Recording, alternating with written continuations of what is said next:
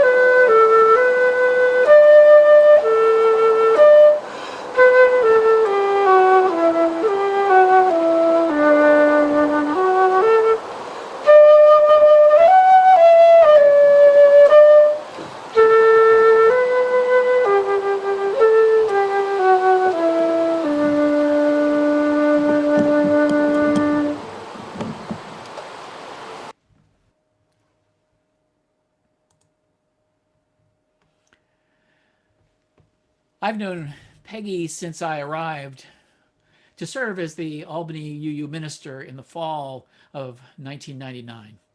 I remember she was active in the Social Responsibilities Council and ran the forums, inviting guest speakers to talk after the service. Sometimes these speakers were so popular, we'd have overflow crowds out of what was then Stott Lounge. This meant interrupting the end of coffee hour and moving into Channing Hall. Wonderful as it is to live a long and full life, as Peggy did, the problem with surviving almost to 100 is the challenge of staying active. Peggy was driving into her late 80s and volunteering until about 2014. When she did give up her driver's license, it was really due to her failing eyesight. She was pleased to be able to stay in her home quite a long time. But eventually, it wasn't safe for her anymore, and she needed to move to assisted living. Thankfully, even in her last years, when she couldn't hear or see very well, she was still full of stories that came from her years of living in Japan and China. I know how grateful she was to share many of them with Sigrun, who published them in a collection for her, and we still have some copies available of that. Preparing for the service and this eulogy, I began to wonder if I had any records of Peggy's writings or words from a Sunday service, or maybe an audio recording of her. As I searched, I stumbled upon a half an hour video interview I did with Peggy in 2015 for our Growth Through Service program. I had interviewed several dozen people looking for testimonials about the experience of service to edit into a video promoting the Growth Through Service program. Here in front of me was Peggy telling me her own story. The magic of technology brought her back to life. And I'm going to show a clip for you at the end. The whole thing is up on YouTube, and I've got a link that you can see to get to it. So get your pen and pencil ready to write it down. Peggy was born in October of 1920, one of the first American women born with the right to vote. Middle child of 5, she lost her mother in childbirth at the age of 3. Her father wasn't ready to take care of 5 small children, so he relied on the cousin of a family friend to step in to help. She became his second wife. Peggy remembers her as a warm presence. Her father moved around a lot, following different careers, including as a civil engineer, a city manager, and a clothing store manager. He started his family in New Jersey, where Peggy was born. She grew up in Florida, Indiana, Ohio, and Chicago. Peggy was a bright girl and made it into Smith College. After her first year, however, her father didn't have the funds for her to stay, much to her disappointment. She continued her education at the University of Chicago, actually a good choice for a degree in social work. And that is where she met John, and they married just before the beginning of the war. He went off into the Navy, and she served in the Red Cross. After the war, they moved to Troy so John could teach history at RPI. That didn't work out so well, so he took advantage of the GI Bill and studied industrial and labor relations at Cornell. After graduation, he worked in New York City. It was about this time that Peter was born, so Peggy stayed home to be a mom. But that didn't keep her from being socially active.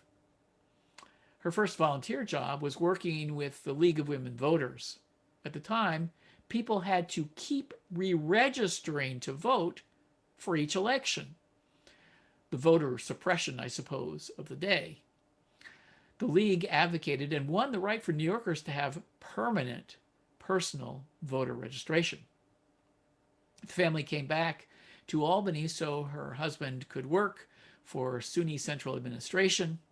That allowed Peggy to go back to school and get her teaching certificate. She taught geography and history at St. Agnes, and then taught in the Albany school system. Unfortunately, Peggy's marriage wasn't a good one.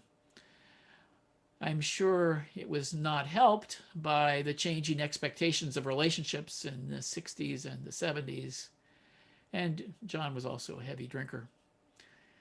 They divorced after 30 years together.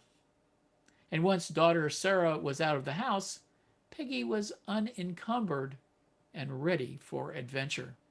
This began the second half of her life that is better known to many of us, that began with going to Georgetown in Washington, D.C. to study Japanese. Sigrun will be sharing some of this part of her story with us, as Peggy lived in Asia for more than a few years. Since Betty Dietz cannot be here with us, I thought I'd share a little of what brought Peggy to our congregation in 1995.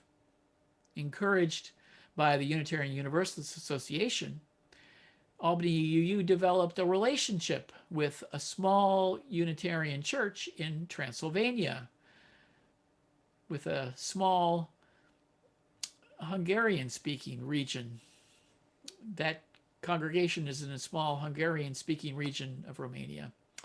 And after the fall of communism there, when Ceausescu was killed, they were desperate to learn English and wondered if we could send an instructor over.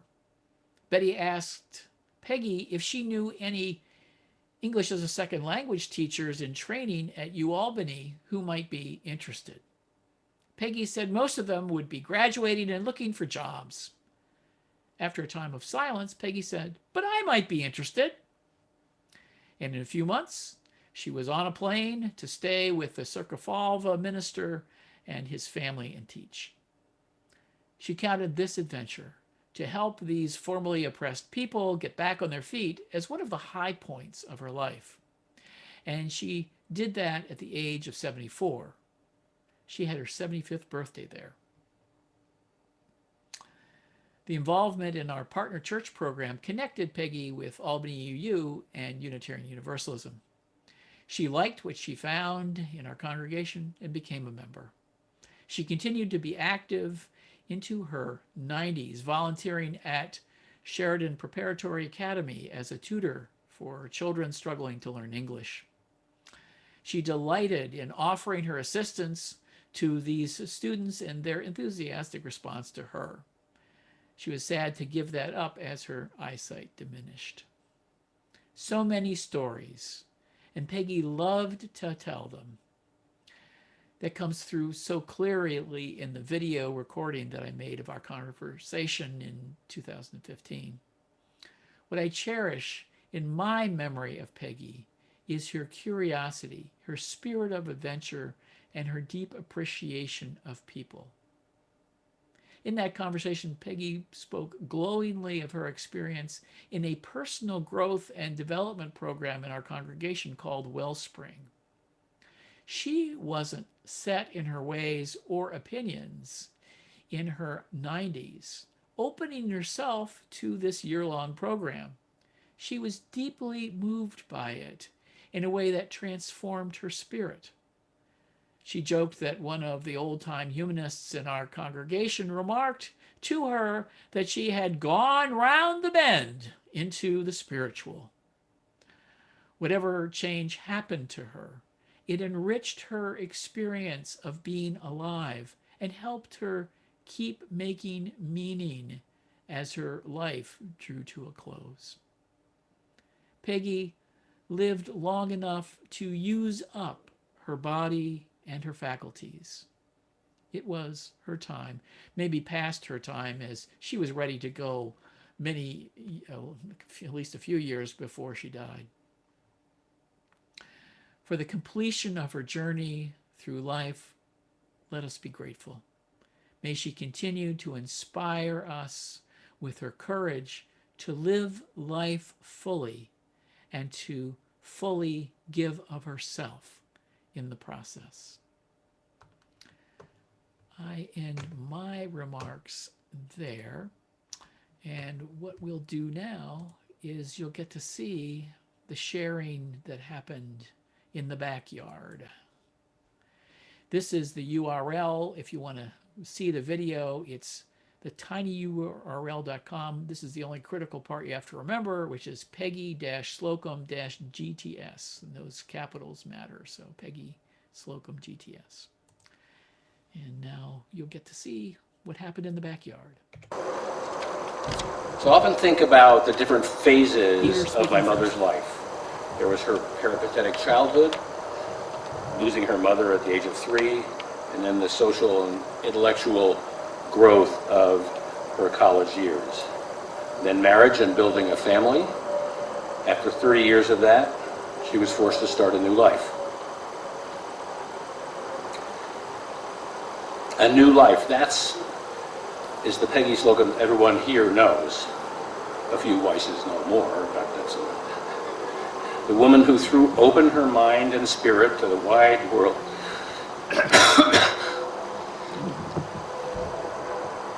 And brought some of us along with her. She brought along anyone who was even the least bit interested. She refused to fold up and fold in on herself when the family broke apart. She determined to forge ahead. I found a quote from W.H. Auden in her papers this year. If we really want to live, we'd better start at once to try. If not, it doesn't matter, but we'd better start to die. She gave hints from time to time of the emotional struggle it took for her to march ahead, but she certainly did not allow herself to be paralyzed by sadness. I have to conclude that she was able to achieve greater growth and fulfillment outside of marriage. She was free to explore her potential, no longer feeling dominated and defined by a husband. It wasn't purposeful oppression. It was, in many ways, a fairly conventional marriage of its time. The arc of her second life was something of a happy surprise to her. You can see that reflected in her own words on the back of our little program. She had helping hands from many, many people around the world and here at home, but she had the courage to reach out and seek new experience. I also admired her ability to deal with misfortune. She gave up her car, as Sam said, when her failing eyesight made it too dangerous to drive, and she figured out ways to cope. She learned about the Star bus system and became a big fan. She switched from reading books to loving audiobooks, and you'd think the whole technology was created just for her. While we're cataloging character traits, I can't skip over impatience. Can't we all hear her exclaiming, "Why can't we make this work?" She could be referring to a quirky clock radio, a new computer. Thank you, Tom, Ron, and Michelle. Or she could be referring to the American healthcare system. Thank you, Emily and Peter, for helping her. She did not much like sitting around rehashing old grievances or problems. She craved the electric charge of young people, their hope and ideas. At Weiss or Sayers family gatherings, she was always talking to the youngest generation available, wanting to know what they were doing and thinking. She'd come home bubbling with excitement. And that's the way I like to remember her. On fire with excitement for new things.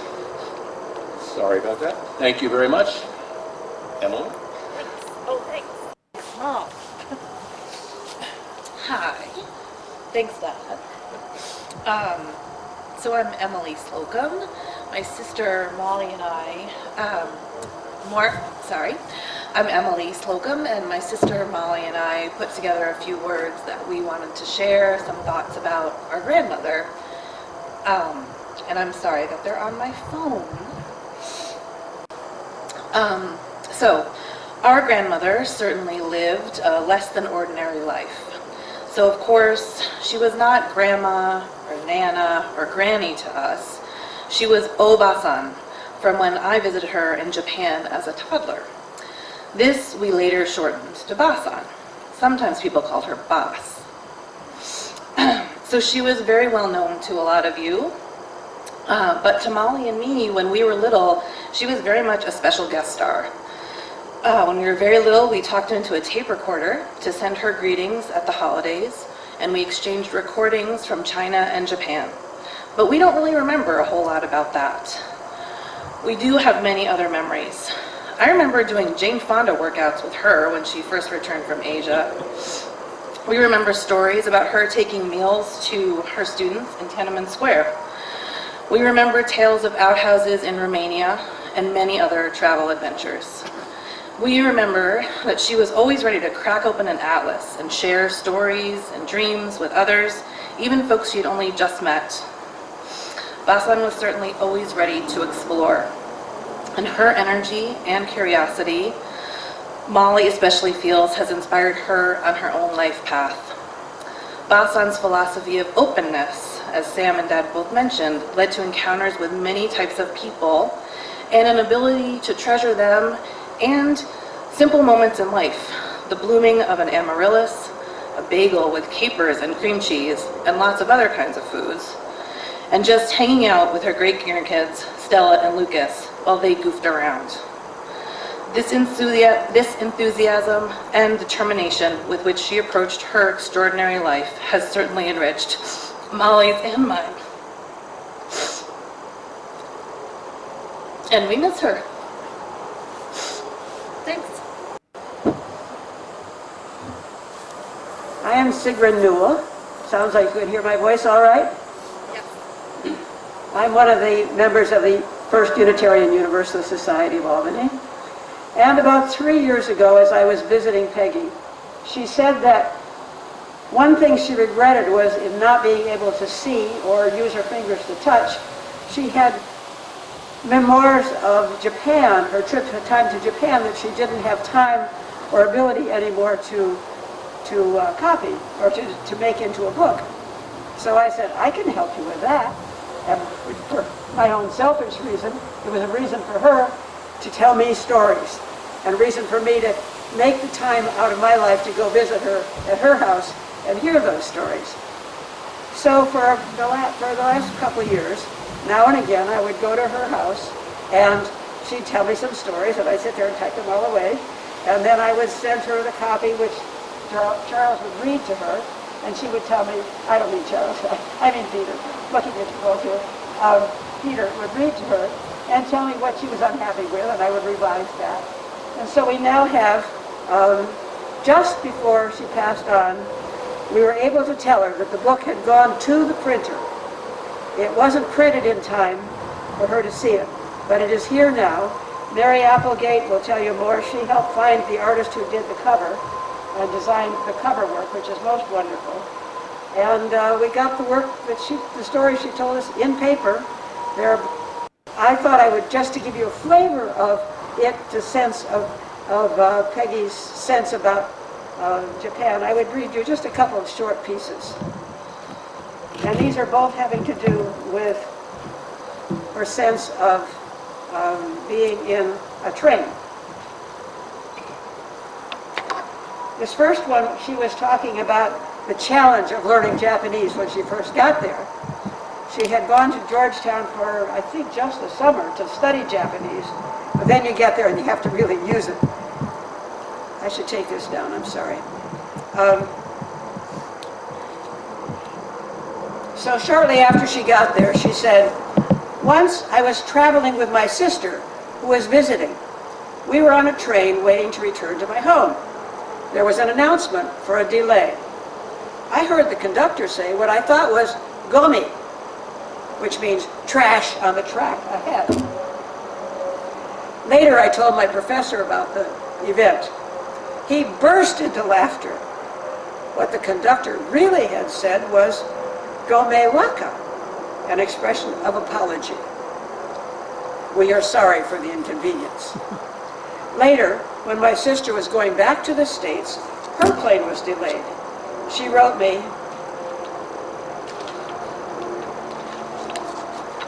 maybe it was Gomi in the sky. There was a common slogan used by Americans trying to learn Japanese. A little language goes a long way. My version, a little language goes the wrong way. And then sometime later, they were in the train, again some more about trains.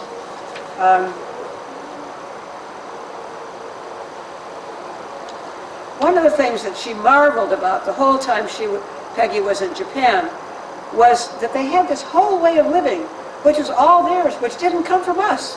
It was just theirs, and it worked often very well. And one of the things was the transportation system. The system within Tokyo was a marvel of planning and efficiency. It seemed that part of everyone's life was spent on moving equipment. I was told that the station Shinjuku served about 3 million people. The train always stopped at exactly the same place. There were painted lines which showed where the doors on the incoming train would be. Everyone stood in exactly the right place. One morning, I got there too late to get a seat, so I was a strap hanger. A Japanese man noticed me, an older American woman. Something irritated me. On my face, there was a trace of annoyance. Since the Japanese never show emotion on their faces, they notice it in others. His eyes were smiling at this silly American woman getting angry at something beyond her control. Another time I was at a station trying to buy a ticket. The ticket seller didn't understand what I was trying to communicate. And I was annoyed. Again, I saw the smile in the eyes of the people nearby. A quiet communication that goes on among the Japanese. And then later she says, one memory that stands out clearly was a time when my son Peter and his wife Anne and their 19-month-old daughter Emily came to visit. Emily was exposed to many Japanese traditions and learned a few Japanese words. The word for grandmother, as she's told you already, is oba-san. She was comfortable calling me oba-san. On the train I'd gone out and come back. She was asleep. And when I left, but when I came back, she saw me and called out in the very quiet train, "Oba-san!" It brought down the house, which in Japan means there was a lot of quiet snickers.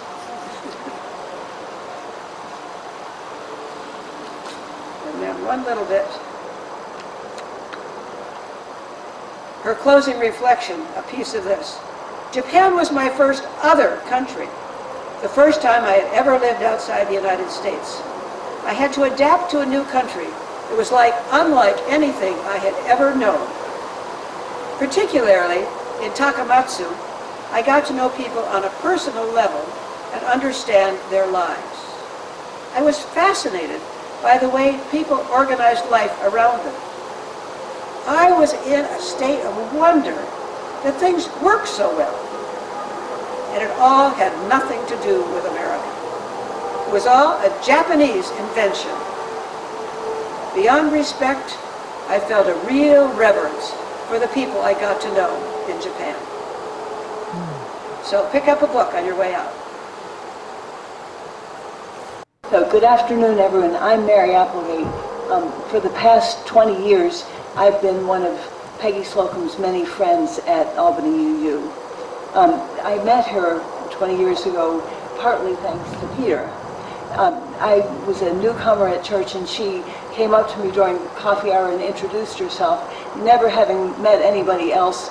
Only ever having met one other person named Slocum. I said, "Are you any relation to Peter Slocum?" She totally beamed.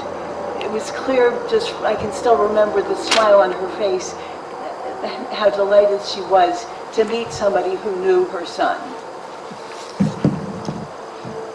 That was the beginning of a wonderful, long friendship that has developed over many, many years. So friendship is the thing that I wanted to focus on, and also a different kind of writing than what Sigrun was just talking about. So friends, Peggy had friends in abundance. Friends at Albany UU, where we knew each other from, friends throughout Albany from many years living here and making connections, friends around the country from having lived many places, as well as the diaspora of her own friends from here moving elsewhere. But the most notable thing, as you've heard, is that she had friends from all over the world. From her decades in Japan and China particularly, but also her travels later to Shokafalpa, Nepal, and other places. Friends were what Peggy had best. several years ago, I think just 3 years ago, in her sort of early, late 90s, she felt that she was starting to fade, and she wanted to get back in touch with some of those friends from years past. So, her eyesight by that point was too bad to handle a computer on her own. So like Sigrun, I came over here many afternoons and acted as her scribe as she, totally extemporaneously composed these letters to old friends. I loved the spirit of wanting to get in touch with old friends and following through doing it. And I also loved the glimpses that it gave me of her life in the years before I knew her, which was a remarkable life, as you all know. So I brought along a couple of short excerpts from 3 of the letters. You'll hear her voice ringing through them, I think, and they just, to me, epitomize the letters that we wrote all told about 10, and so this hardly does justice to them, but I liked these quotes, so here they are. Oh, and there's no printed version, but if anybody's interested, I could send you copies over the internet. So, the first of these was a student of hers who had been born in China, but had moved to Japan and was a student of hers in Japan.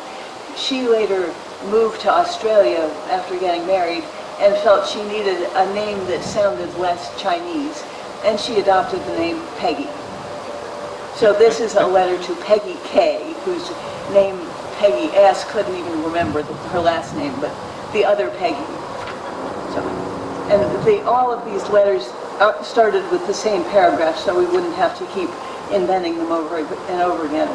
And that paragraph was, "You're probably wondering why this letter all of a sudden. Recently, I decided that because of my increasing disabilities, I wanted to reconnect with people who've been important to me. You're certainly an important member of that group. As I write to you, I can't help having vivid images that have remained over all these years and feeling very grateful for all of them. There was the first day that you arrived in my class at Sankoka and won my heart. Then was the visit from you and your mother to my new home in Takamatsu before you took off for Australia. Our next visit was just before I left for my new adventure in China. As you absorbed the fact that I was actually going to China, you shook your head and indicated that you were not sure I was going to be able to manage what lay ahead. Clearly she managed."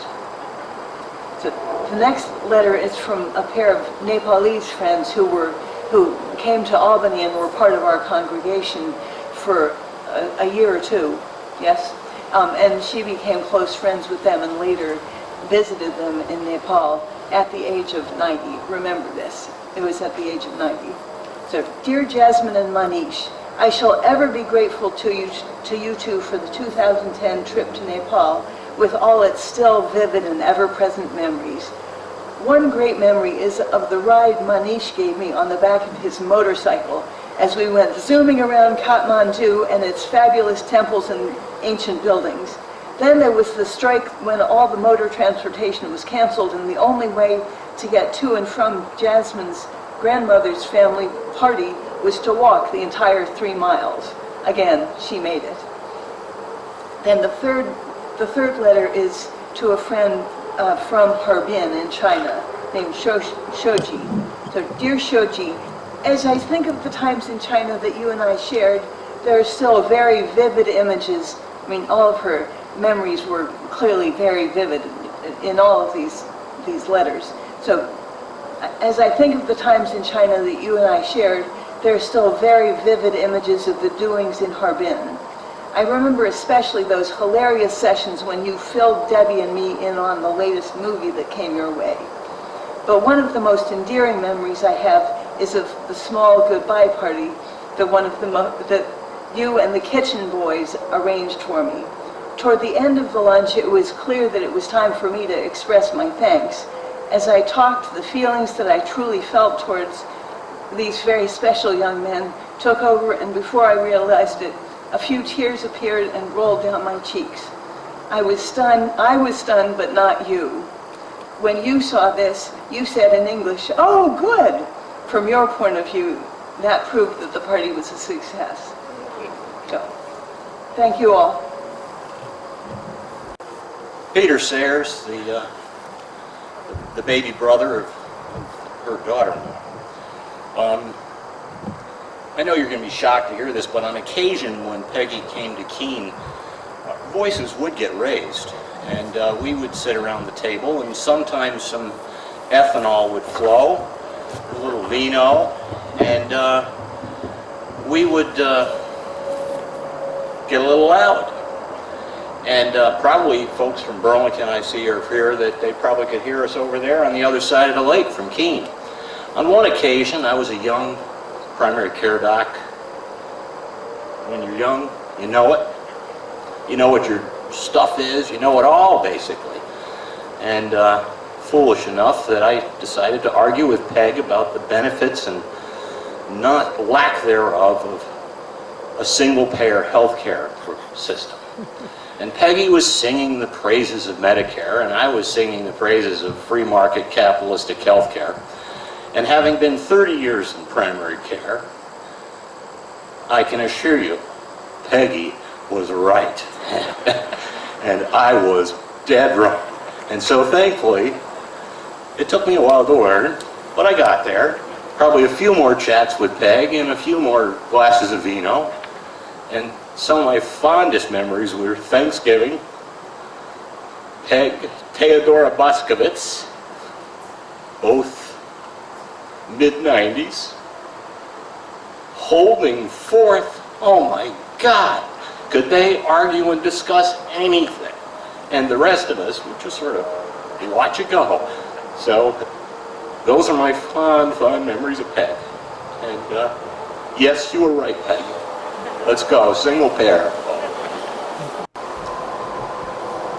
Happy to see you all on this sad occasion. I'm Susan Thompson. My contact with Peggy was limited. I had none of the long-term friendships that I'm hearing about now, and I feel very jealous. But the two little significant things that occurred between us. One of them was that I had been, and still am actually, a long-term hospice volunteer.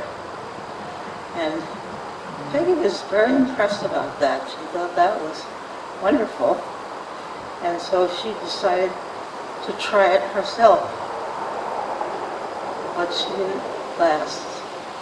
It was too difficult for her to see someone in bed in such pain at the end of their life, and so she gave it up.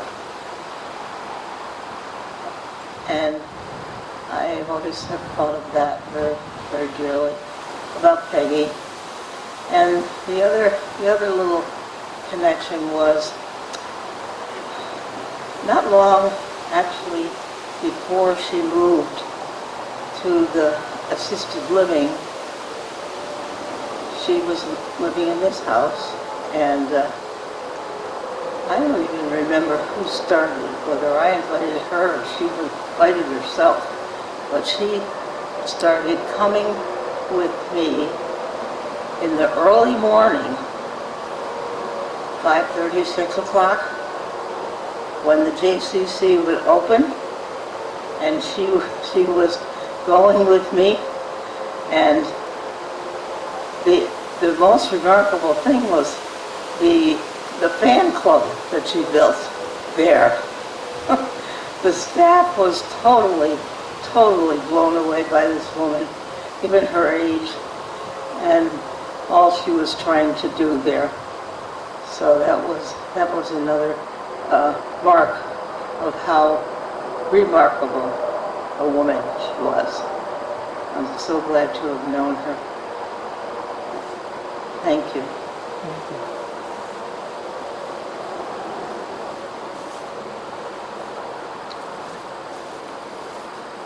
I would mention one other thing. My name is Al DeSalvo, Susan's husband, and also and Peggy and I have been friends many years, as we all have from the Unitarian Universalist congregation. But one of the other things that we had a great time with Peggy, she loved two specific restaurants, and we often took her there, sometimes with Peter or sometimes on her own. One was Kuma Ani in our neighborhood, and the other one was A La Shanghai in Loudonville. She loved the Chinese food, of course, and the Japanese food, and she felt that these two were very authentic. Whenever we went there, we had a great time, and of course she regaled us with stories. And whenever we visited her, which was often at the assisted living center, I would be welcome. Most of the time, she would spend the time with Susan, but I would be welcome if I brought a bottle of white wine. Hello, everybody. I'm Barb Cooley. I'm another UU. And Go closer. my goodness, I didn't think nobody has ever asked me to speak louder. Anyway, Peggy and I met soon after she joined the Unitarian Church, and soon after we arrived in town. We met at a small group ministry group that we went to together, and it was about the time, I think it was during that year, that she decided to give up her car. And so I was often her wheels because I lived in Del Mar, and she was right. She was a straight shot for me from Del Mar to the UU Church. Then we also became very involved, soon after that actually, in a group which was partly UUs and partly others, and it was called Seasons. And Peggy, it was a group of aging women who wanted to maintain their purpose in life.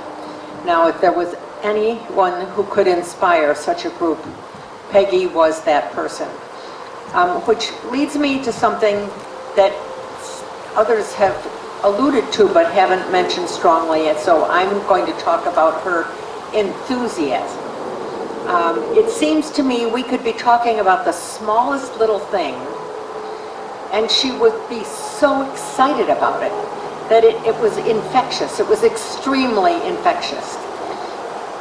And we had in common she had family that lived in Vermont, and she often came and visited me at my cottage, and we would go together to visit her family.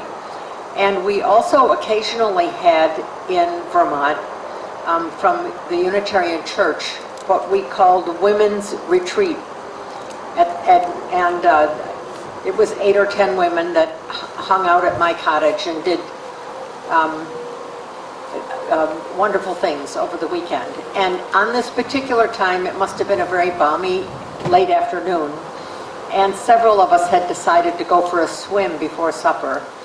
And someone in the community had put up one of those plastic blow-up ugly things that goes in a lake. And we decided that while we were swimming, we should at least give it a try. Well, Peggy wanted to be very much, there was no way she was going to stay in the water while the rest of us climbed onto this big thing that was hard to get. And I can still remember that she kicked her feet like crazy, and we did some pushing and so on and so forth. And finally she got up on top, and she's cheering, and everybody on the shore is seeing this wonderful, enthusiastic woman. But her enthusiasm for everything that she did was so infectious. And it's something I will try to carry forth myself. Thank you.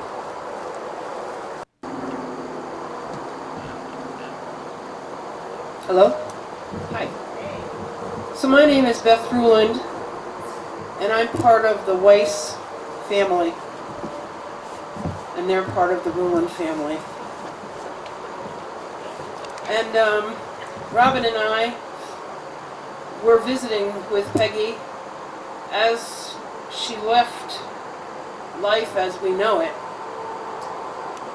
And when that happened, I had been told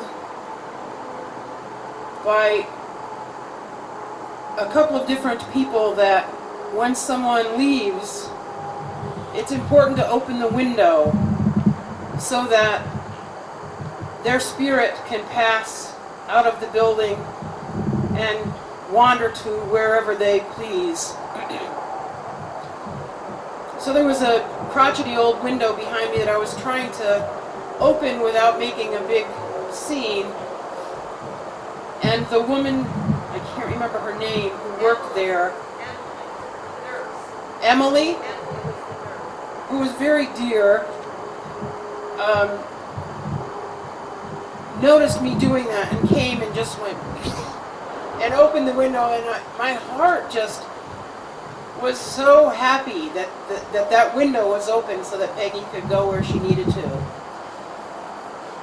And so the other day I was thinking that I would like to say something here in memory of Peggy, and I came upon this poem that's very short by Rumi. Your body is away from me, but there is a window open from my heart to yours. From this window, like the moon, I keep sending news secretly. That's beautiful. You hear me?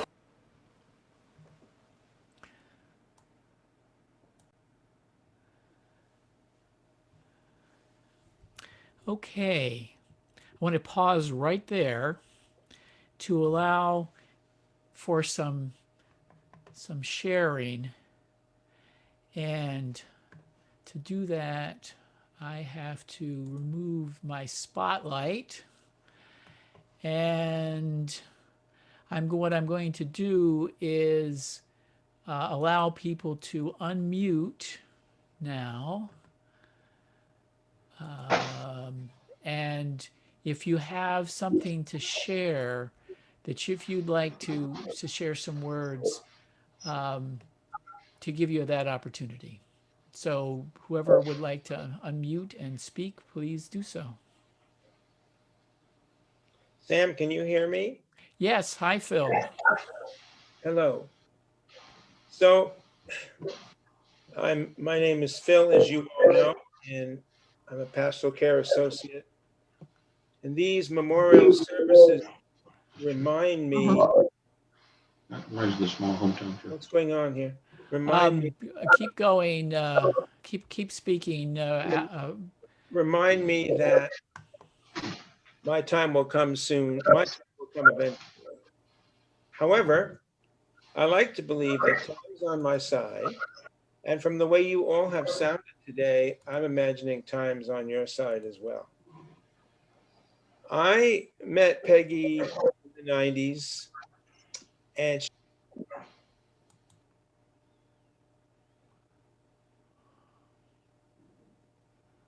Whoops.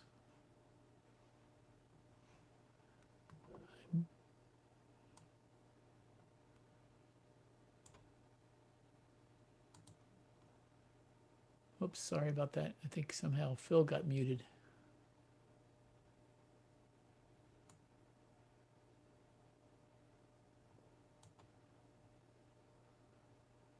Let's come back to Phil.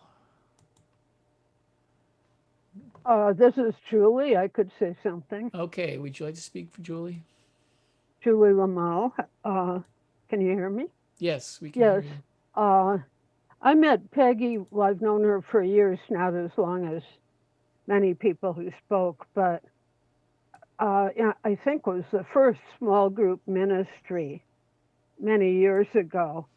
And I remember some of the younger participants were all very excited to have her in the group and thought what a privilege it was.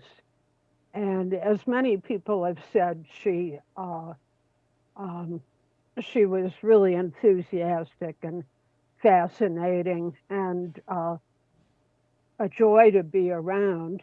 And then later I was in a couple of the Wellspring groups, which someone mentioned she found very important in her life. And there again, she was a wonderful contributor and just really fascinating. And but what I remember is she's also very welcoming and enthusiastic about me, always asking me how my books and art were going and so on. But what I remember most is for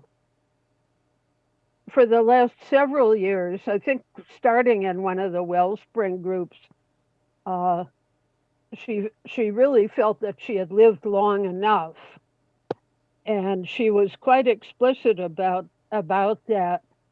And I think the last time I saw her at FUSA was the last time, but she didn't strike me as depressed, but she just felt she'd lived a good life and she didn't want to go on, really uh, in a state of declining health and dependence and so on. And she was like very matter of fact, then almost cheerful about it. And I think that was a model of aging that we can all aspire to. Okay, thank you, Julie. Phil, are you back? Yeah, well, I didn't know I was gone. I'm talking and all of a sudden someone else is introduced. Sorry, somehow you got unmuted. I mean, you got muted. Sorry about that. Am I unmutated now? You are. Please speak now. So she was very willing to take me to church on Sundays, and I can remember a time when it got harder to deal with those bloody Braille hymn books. Oh, someone else is going to have to do this, she said. I perfectly could understand. And I remember when she started to become to a point where she couldn't read with regular print materials, and she was very eager to keep going. So I helped her get the BARD, the Braille downloading system, so that she could read her books. And I connected her with those resources. There was a time when there was a slight misunderstanding that I had with her. We were doing welcoming congregation, and we had mental health players coming as a forum, and I had thought we should give them some treats as a appreciation of their coming. I imagine that she must have thought that we had to go to an elaborate length to do this, and she was taken aback significantly. But Professor Clements, Pam, she spoke with her, and Peggy being who she is and I being who I am, we just sort of moved right along, and she would just continue to be Peggy, and she would laugh over all kinds of things. And I love that, because that's sort of how I am too. Every little thing was enthusiastically expressed, and that's the thing that I remember about her. Thank you. Thank you, Phil. Betsy, Can I you're go- next. Can I go, Sam? Sure. You want to go next? Fair. Thayer? Go ahead, Thayer. Yeah. I met Peggy when I joined the UU Church in '98, and she and I happened to be at one of the neighborhood potlucks, and we were both in our 70s. And so I had mentioned that I wanted to go to Crete because I've never been there. And so here was this other stranger sitting next to me. She said, "Oh, I'd like to go too." So off we went to Crete for 2 weeks. Had a wonderful time. She was a great traveler, as you most probably surmised. And then we also, another trip, we went to Beirut, where my son was at provost there at American University. So we went all the way, all up and down Beirut, Lebanon, and into Syria. And she was just a wonderful companion because she was very detailed. And so she would, and I am not. So we made a good pair. So I just wanted to share that. And I also want to say that I'm at that stage with you, Julie, that at 97, I'm on my way out and I'm looking forward to it, but not depressed. So take care. That's it. Thank you. Thank you, Thayer. Can I go next, Pam? Betsy, you want to go next, Betsy? Yeah, thank you. I met Peggy. I was involved in the partner church committee back when it started. It was the sister church committee, and I was involved with Betty Dietz when she said she had this woman who might want to answer the request for a teacher, and I was like, really? And then I met Peggy, and it was like, really? Because she was not a spring chicken. And I was so impressed with her willingness to go to this place that had just come out from under a dictatorship and all that. And I was like, does she really understand what she's getting into? And Peggy said, I was in China during Tiananmen. And I was like, right, okay. But as a younger person at that point in time, listening to her and watching her do it, it was just so amazing. And then, you know, her decision to become a part of the church, because when she originally went, she was not involved with the UU church at all. So it was after she came back that she like wanted to get to know these people that had helped her go. And so then I got to know her on a whole different basis. And then just a few years ago, I went over with one of our church trips to Romania, and it was so amazing. Whenever Peggy's name came up, they would ask, like, how is Peggy? Is Peggy still okay? Like, she made such an impact on people over there, and they held her in their hearts so strongly still, particularly Laszlo and Naji, the minister and his wife. She became very close friends with the minister's wife. And so I got to see Laszlo and Naji when I went over, and I had met them when they came over here the first time when we brought them. And Naji just rushed over, and I think her greeting for me was as much her greeting for me as it was for Peggy, you know, because I was a connection back to Peggy. And then I brought back with me, we recorded Laszlo and Naji saying stuff for Peggy, and then I got to show that or play it for Peggy, and it was really important to her. And it was just like that amazing thing. And then my final thing was I was actually facilitating one of those Wellspring classes when Peggy was there, and we were friends at that point in time. And she said to me after the first thing, she goes, after our first meeting, she goes, Betsy, I wanted to come for the history of Unitarianism, but all this spiritual stuff and a spiritual advice, you know, it's not my thing. And I don't know whether I can do this. And I said, Peggy, it would be wonderful to have you in this group, but I get it. You know, if this is not what you wanted, that's fine. But, you know, you could come for another session or two and sort of check it out. And, you know, but, you know, if it's not your thing, that's cool. She came back, and then she was going to do it, but not do that spiritual advisor. And then she found a woman who would come to her house. And after she started working with that woman, she was like, I really enjoy my conversations. Betsy, this has been really good for me. And I just thought, oh my gosh, Peggy, because at that same time, I was dealing with an aging aunt who had just lost her husband, and the way she was aging was by letting her world get more and more narrow and getting more and more paranoid about the world. So for me to come back and deal with Peggy and see there is a different way to age, and there's a different way, and I have choices of how I'm going to do this. It was, again, she was teaching me so much. And for all of these reasons, I'm so grateful to have been able to learn from her in my life. Thank you, Betsy. I'm going to go to Michael next. Michael. Hi, everybody. My name is Michael Hornsby, and I met Peg. First of all, let me just preface my remarks by saying how much I love and respect Peggy. I'm a member of the UU Church, and I was going through a divorce and the end of another significant relationship, and I needed a place to stay.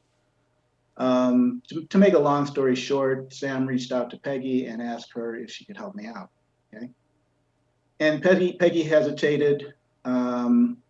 she wasn't sure whether or not she could let me stay with her because she wasn't sure whether or not she could take care of me. Keep in mind, she was like 92 years old at the time. I was 58, you know, and they are helped by saying, "Oh, for God's sake, Peggy, you know, just let the guy stay with you." And then I had to assure her that that I really didn't need that much taken care of. And even so, for the month or so while I was staying with her, she would every evening after, you know, we would have our conversation, great conversations, by the way. I would talk to her about my time in Peace Corps and the travels that I did in Europe and Africa. She would talk to me about her travels in Asia, and she asked exactly the right questions, you know, the kinds of foods that did they have, and she asked questions about the culture. I really enjoyed these conversations with her. And every evening she would say, "Michael, are you okay up there?" You know, had a room up in the attic, and she would asked me if I was okay, and I'd yell down, "Yes, Peggy, I'm fine. I don't need anything." And you know, I didn't need anything, but I really, really appreciated her asking. It was very comforting to me. So after I stayed with her for a while, I got my own place, but I enjoyed Peggy's company so much that my daughter Lucia and I would take her out for lunch. She loved Vietnamese food also. So I'd take her to Vans, and we'd sit there, and she would listen to my 8 years. I guess my kid was 8 years old at the time. And she would listen to Lucia talk about school and her activities, and she would, you know, sprinkle these comments and these exclamations into her conversations like, "Oh my word," or "Oh my," you know, and it takes a special kind of person to pull off that, you know. I didn't know very many people who could just say, "Oh my word," or "Oh my," and everything was wonderful. "Oh, this is wonderful, Michael. This is wonderful. This is such a feast you've provided for us." And then there was another time, Lucia was she was a participant in the Young Actors Guild in Troy, and I took Peggy to one of Lucia's performances. It was Monster in the Closet. And it was, you know, kids. Lucia was 8. There were kids in there that were younger. And it was mildly amusing for me only because I had a kid in the performance. I mean, this was young people's theater, right? Peggy loved it. Peggy loved it. She would, so she could barely see, she could barely hear. She would sit in the audience, and I would have to describe, you know, what was going. She'd ask, "Michael, what's going on there?" I would tell her what's going on. But she liked getting out, and she really appreciated me taking her to the performance. And you would have thought that it was Lincoln Center, you know, in some major performance, how much she enjoyed it. And to top that off, I got major respect from everybody else, you know, related to the theater troupe for bringing this royalty with me. And, you know, she just had that presence, and everybody was talking to her, and they wanted to meet her, and you know, and they were wondering whose kid, you know, she knew in the production and all of that. So yeah, and it was Peggy. I loved and respected Peggy because she was good company and a very, very good person, and I miss her. Thank you, Michael. I'm going across the ocean to Zefang Ren. So please, please you speak now. Thank you so much, Sam. And this is Zefang Ren, and here from Houston, together with me, my wife, Ripin He. And I'm going to speak a few minutes. My wife will speak a few minutes, if you allow. And it is thank you so much for this opportunity. Peter and Anne gave us organize this. And I would like to say, Peggy is such a great person, a teacher and a private diplomat. And of course, is our family dearest friend. And I remember, I started to know Peggy back in 1980s. in Beijing when I was a student. She was a teacher. And I know she went to Japan for 10 years and then went to China in 1980. So a lot of us here sitting here today probably doesn't have a very good idea what the 1980s China looks like. And so I really appreciate, Peggy is such a person, wonderful person, has such an open mind.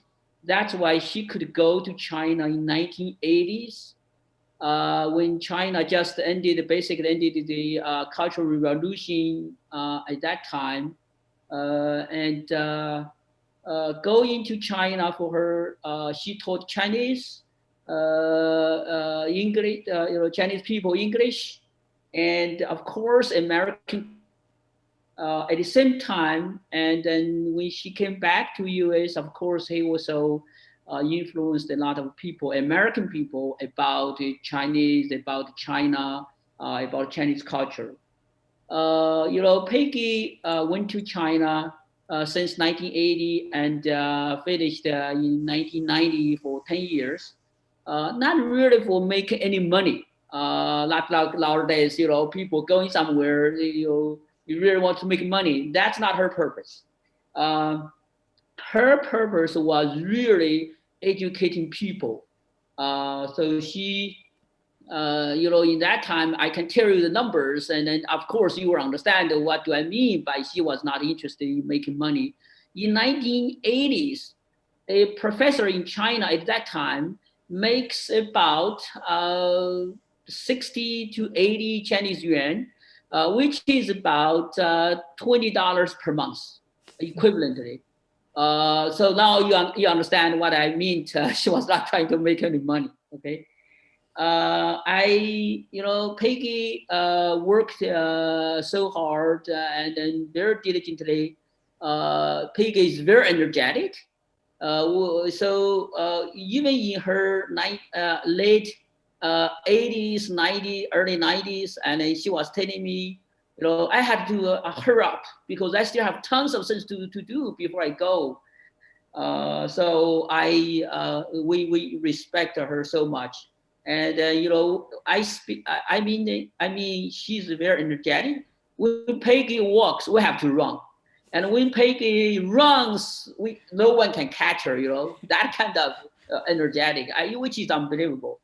So even after, I met her in China in 1988, when she taught me English.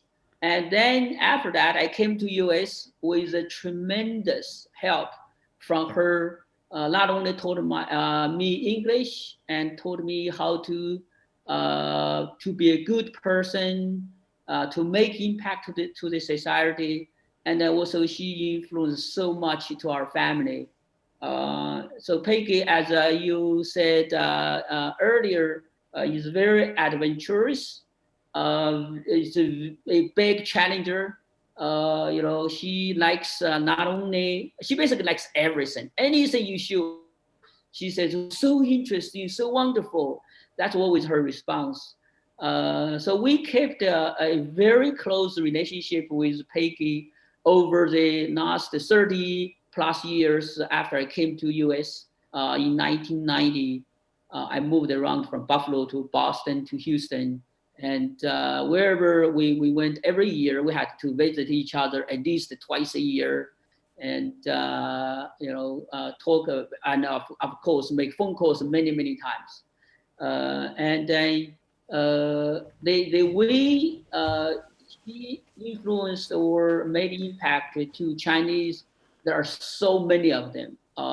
Many of them are in the upper level, either administration in China or the scientific field.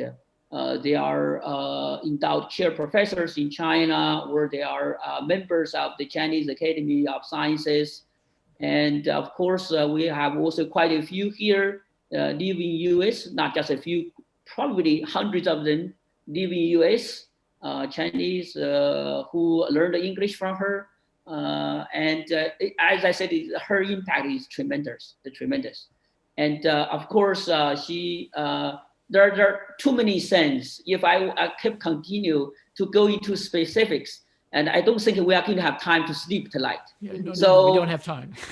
So that's right. And so with that, my wife wants to say a few words. Yes, thank you. Thank you very much. Yeah, my name is Rui Ping, and Peggy was my husband is a teacher, and later on we become friends.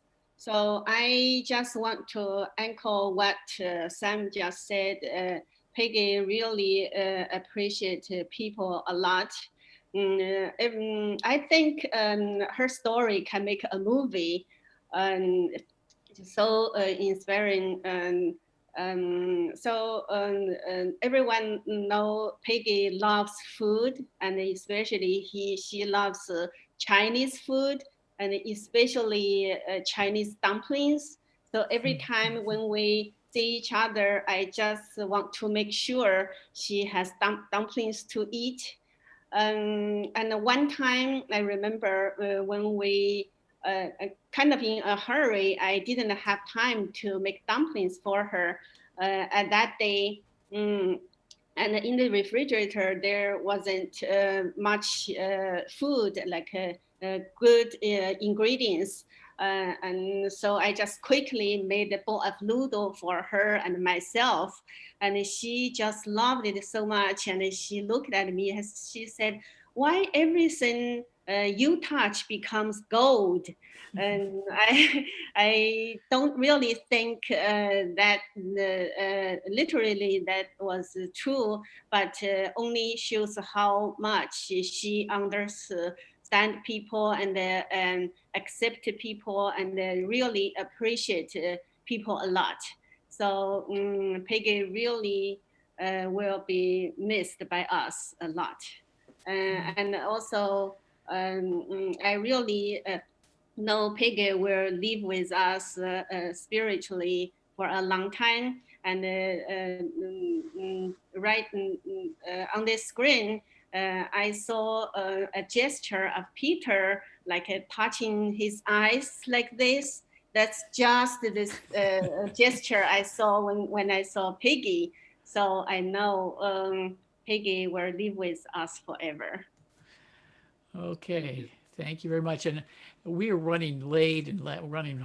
So Martin, we'll make you the last speaker, okay? And where did Martin go? Uh-oh, I lost you. Need to unmute you. Can you unmute yourself, Martin? Hi, it's Sheila, okay. actually, Sheila. but I'm okay. here Sheila, with thank you. Martin and Mark.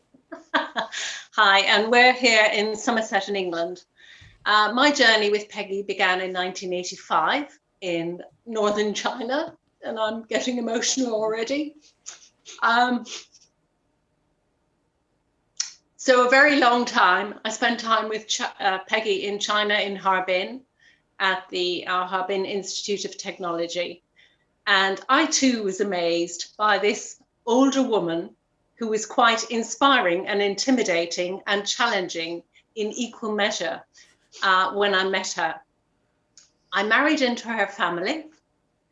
On my left, Mark. My daughter Lily was born in 1987, and her second name is Margaret, after Peggy. And in fact, they share a birthday, the 18th of October. So I believe Peggy would have been 100 on Sunday. Lily will be 33. And I remember her very fondly all that time. I have met Peggy in South Carolina, in New York, in Albany. Mary, it's lovely to see you tonight, and I have such fond memories of that meeting with you and the long discussions in Peggy's living room, in Ireland and in many parts of England, on theatre breaks with Teddy and so on. What I think about with Peggy most is her non-judgmental openness and embracing of life. And during the time in China, what was really, really important to her, and I think it's very important to say this tonight, was her anchor points were Peter and Anne. and Molly and Emily back in the States. And she talked about them constantly, and we all listened to the tapes. And it was so important to her that we all knew all her family. And as I say, I ended up marrying into that Wheeler, Slocum, Sayre clan and becoming a part of the wider group, which has benefited and enriched my life so much all through the years. I think of her often at the moment with Xinjiang and the Uyghur population in the news. It makes me think of what, she spent quite a long time there one summer and came back so excited, so enthused, and so loving of what she'd seen. And whenever I hear it being talked about in the media at the moment, it brings me back to Peggy and Peggy's thoughts and Peggy's love for that population within the wider China at the moment. Just to say, this has been hugely important, hugely valuable, and what a wonderful opportunity to celebrate somebody so open, so engaged, so fabulous a human being. And thank you for allowing me to be part of it tonight. Thank you. All right, thank you. And I wish that we could have everybody speak. I know there's many more stories to be shared. But let's go back. We're going to get to see Anne now. I wanted to interrupt that so we can hear her speak. Go back to what she was saying. I just wanted to say to Barbara, a few days before she died, Peg went to the Seasons meeting. And for months, we kept thinking, this is likely to be the last time she goes to Seasons, because it took more and more out of her. And she would say periodically, I can't do this anymore. And she would summon that enthusiasm and summon the energy, and she would go again. So those were special occasions that kept her going, but it was just her ability to take energy from others and to, a lot of people have talked about her curiosity and her enthusiasm. And I was rather moved because it wasn't always easy for me in the last couple of years, and so I needed to think some quiet thoughts and find a peaceful place, because it was hard sometimes to comfort her as her daughter-in-law. We were two mighty women, and sometimes it was difficult. So I found a poem that I put next to my bed, and I would read it to find calm after I had had maybe a hard time with my mother-in-law. And lo and behold, I found out that Peg had chosen that poem, this poem, to be read. And so I now, if I can compose myself, read this lovely Wendell Berry poem. When despair for the world grows, I just need to compose myself. I don't know how I'm going to play the recorder after this. When despair for the world grows in me, and I wake in the night at the least sound, in fear of what my life and my children's lives may be, I go and lie down where the wood drake rests in his beauty on the water and the great heron feeds.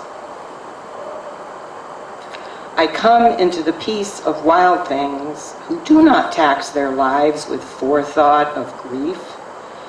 I come into the presence of still water, and I feel above me the day-blind stars waiting with their light.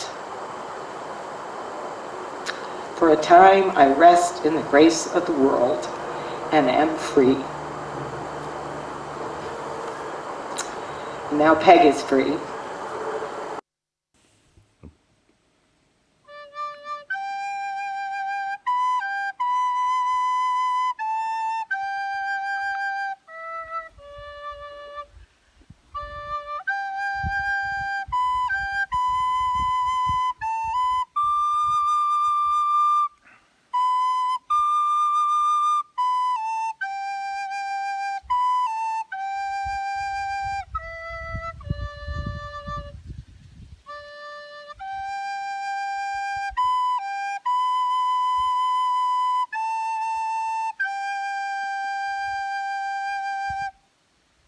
There is, for instance, a hymn that is sung at very special services called the Seike hymn, because one group of people who came to Transylvania from the east, as the Hungarians did, were the Seike, and they were proud warriors and proud bearers of the culture. And this hymn is one of the loveliest pieces of music I think I've ever heard.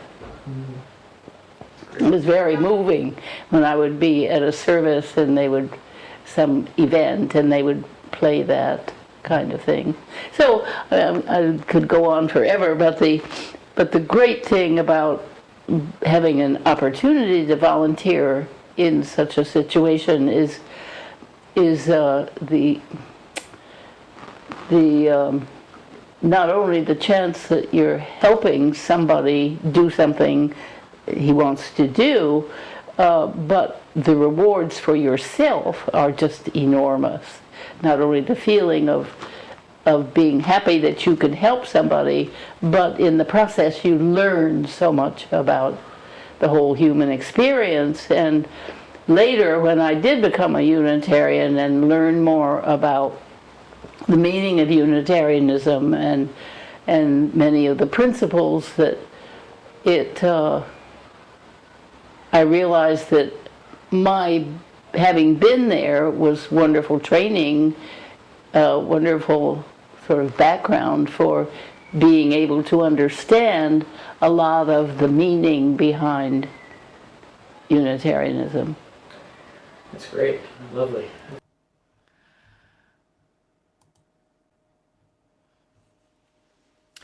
And that brings our service to a close. I know we probably went longer than we probably should have, but I know how important it is to hear the voices, and we aren't ever going to be together again to be able to share these stories and share these recollections. So I'm really very pleased that we were able to be able to do that. I'm recording this, so I'm going